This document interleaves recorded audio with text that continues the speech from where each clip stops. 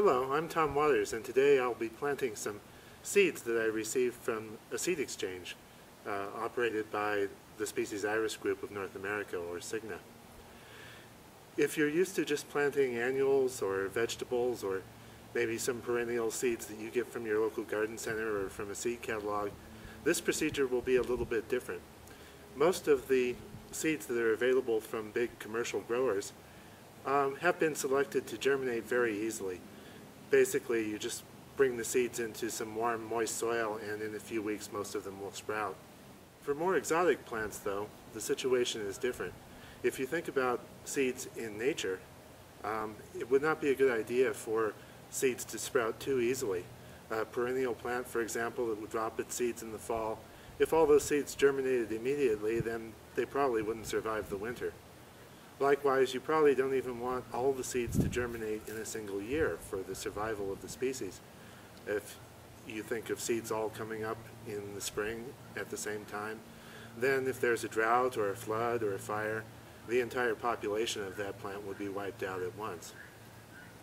So seeds of most plants that are not selected commercially for propagation require a lot more time to germinate, and they require the cold and wet of winter for many months before they will actually begin to sprout. So when I get plants like this from a seed exchange or from a specialty grower somewhere, I plant the seeds in the winter and set them into the ground and sort of let nature take its course over the cold part of the year, and some of them will come up in the spring. If you participate in a seed exchange, it's a wonderful thing to do. You don't actually need to donate your own seed. You can order from the exchanges and get started that way. Of course, it's appreciated if later, when you have more plants in your garden, you can also contribute some seeds. The seeds I'm going to be planting today are mostly irises, but there's also a sisyrinchium or blue-eyed grass.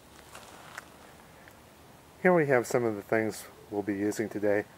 The seeds are soaking in these little jars. Some of the iris seeds are rather large and hard and dry, and so soaking them is a way to start the process of loosening up the seed coat and hydrating the seeds. And you see I already have labels made out for each of the different kinds of plants here. Here's the seed starting mix I'll be using. This is a combination of commercial seed starting mix and regular sand. I'll be planting the seeds in clay pots. Clay is nice because it breathes. It exchanges air and moisture with the surroundings, which is helpful. And I also have some gravel here for putting on top of the pots when I'm done. We'll take the pot and fill it with a good amount of seed starting mix. And tap it in fairly firm. Now the seeds don't need to go very deep, but they do need a little bit of covering. These are some of the iris seeds that I've been soaking.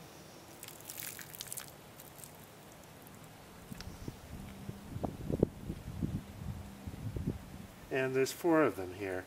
This is a species Iris variegata, and it was collected where it grows wild in Hungary. And the seeds, of course, were in short supply, so they put only 4 seeds in the packet so that more people would get an opportunity to grow it.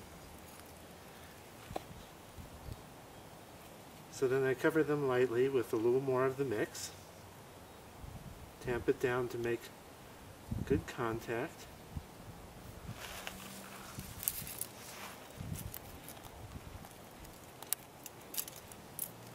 And I insert the label.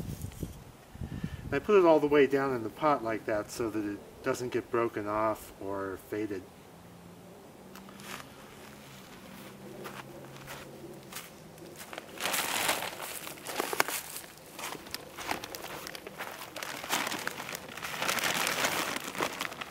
And now finally we'll put some of the gravel on top. This helps to keep everything firm and in place so that the seeds don't get disturbed by, say, being washed out by rain or something. And then what we'll do in a few minutes is set this in the ground so that nature can take its course, actually bury it up almost to the rim in the ground.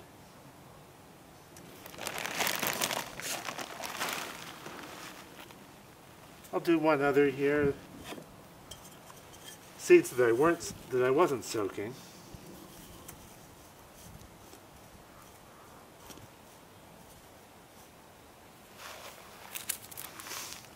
This is Scissorencium bermudianum, also known as blue-eyed grass.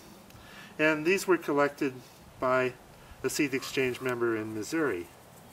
And you see there's quite a few of these, quite a lot more than the 4 seeds we had of Iris variegata. And again, they don't need much of a covering, especially small little seeds like this.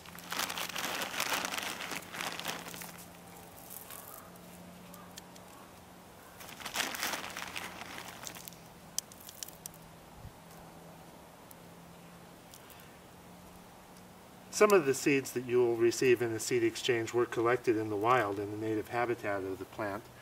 Others, though, will be collected from the member's own garden if they've acquired the plant some way, perhaps by starting seeds themselves. Then they collect the seeds from the plant.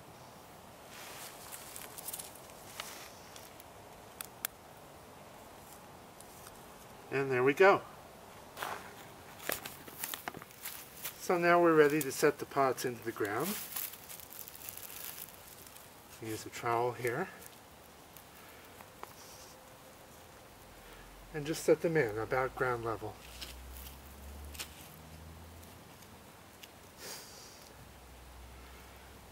And the last one. Kind of push the dirt back to fill in. Now we just let nature take its course. You can plant them any time between, say, November and February. And if you do, hopefully they'll get enough chilling in the winter to sprout in the spring. If they don't all sprout, you can hold the pots for another year or 2 or more and hope for them to come up. Some do take a number of years for the seeds to germinate. And it's up to you whether after a year you want to keep them and wait for more seedlings or just start something new.